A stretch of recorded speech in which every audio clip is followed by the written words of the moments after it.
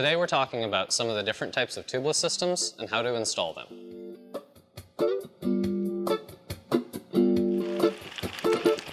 Have you ever been on a trail, riding along, having a good time, when you get a flat? You look down, and there's the all too common goat head thorn. Part of the reason for people converting to tubeless is flat resistance. There's liquid sealant running inside your tire, and when a puncture happens, it automatically seals up to a certain size of punctures. Tubeless tires also run less pressure in order to not flat. With a traditional tire and tube, you have to run it with a certain pressure for your weight in order not to pinch flat the tube. With a tubeless system, because there's no inner tube, you don't run any of that risk. Tubeless tires also generally have better rolling resistance.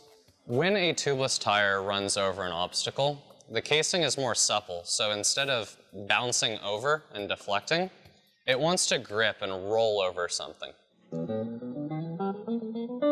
The first part of any tubeless system is, of course, the tubeless sealant. The sealant is usually made of a liquid latex material that remains viscous in the tire while it's spinning, so that when you have a flat in a system like this, the sealant will plug the hole if it's generally up to about a 1/4 inch diameter. The next tool that's helpful is a sealant injector.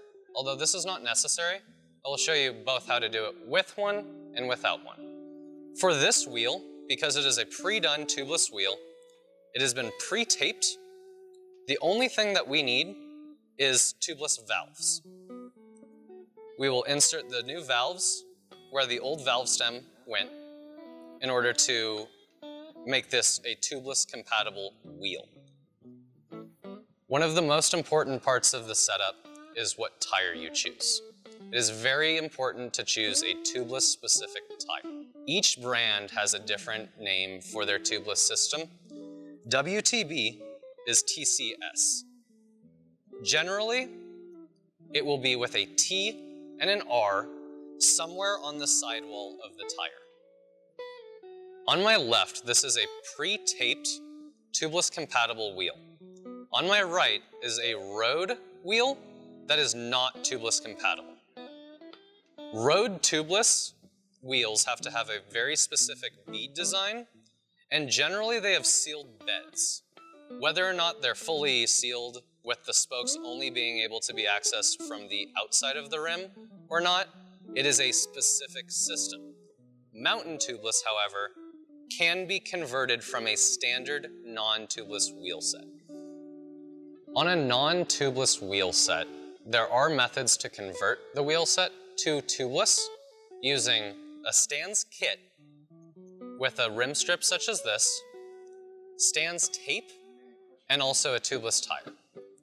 The way that you would convert it to tubeless is by using a Stan's rim strip such as this and taping the rim, usually twice, but depending on the tire and the rim, as well as the interface between the new rim strip, it may be more times. If this wheel set were capable of a tubeless conversion, the first step we would do is take off the old rim strip. We then would tape, using the yellow tape, around the rim, usually twice to seal off any of the holes left from the spokes.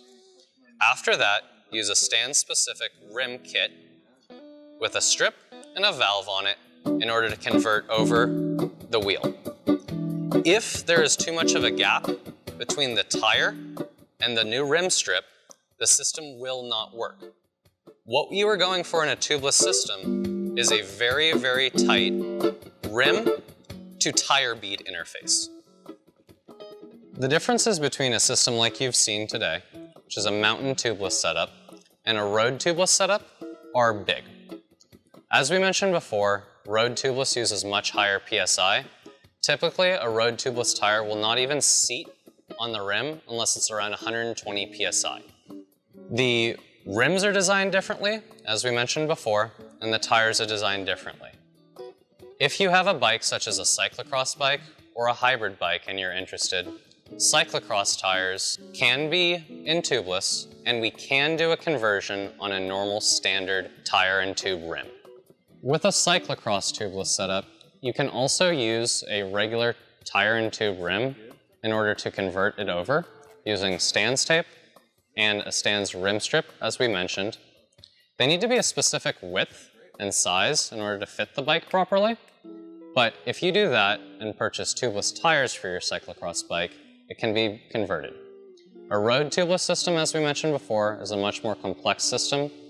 In order to have a safe road tubeless conversion, you will need a road tubeless wheel set, road tubeless tires, valve stems, and the sealant.